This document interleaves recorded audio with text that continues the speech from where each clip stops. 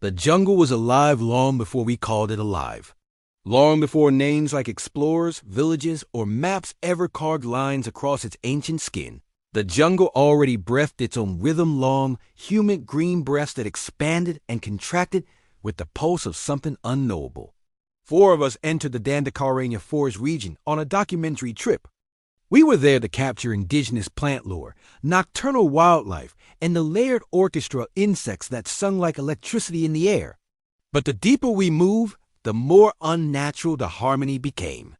The cicadas chirped in patterns that felt almost coded. Birds perched above in the dense canopy stared without blinking. It felt like a cathedral built from vines, leaves, and witnessing eyes. We reached a clearing just before dusk, where sunlight slanted in copper beams. The ground was soft, layered with moss and decayed petals. Our tents were pitched, gear set, and cameras rolling. That first night was when the forest stopped being a subject and became a participant. Ragin, the sound technician, whispered that the mics were picking low-frequency pulses, too regular to be animal, too slow for machines. We dismissed it as a natural phenomenon. Arjun, the cameraman, laughed nervously, saying the jungle had its own heartbeat. But heartbeats don't echo back to you when you mimic them. Ragin tapped a steady pattern on the mic pole thump. Pause. Thump thump.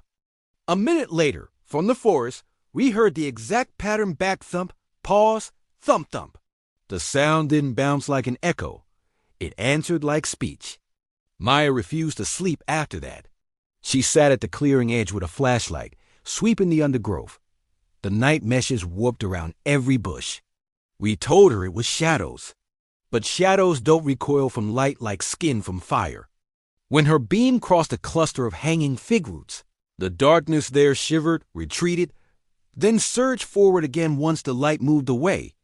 Around 2 a.m., she jolted us awake.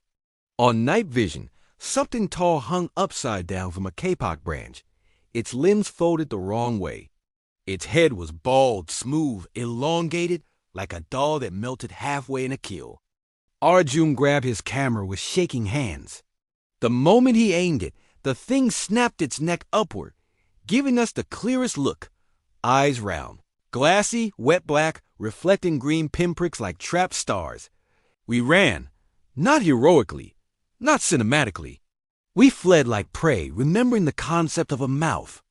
The jungle swallowed our panic instantly, padding every footstep in organic cotton. Ragin stumbled into a pit of leaves, and something grabbed his ankle-cold, dry, bony. He screamed only once. It yanked him sideways into a tangle of bamboo shadows. The bamboo rattled like 100 wooden wind chimes clacking in applause. We never saw him again.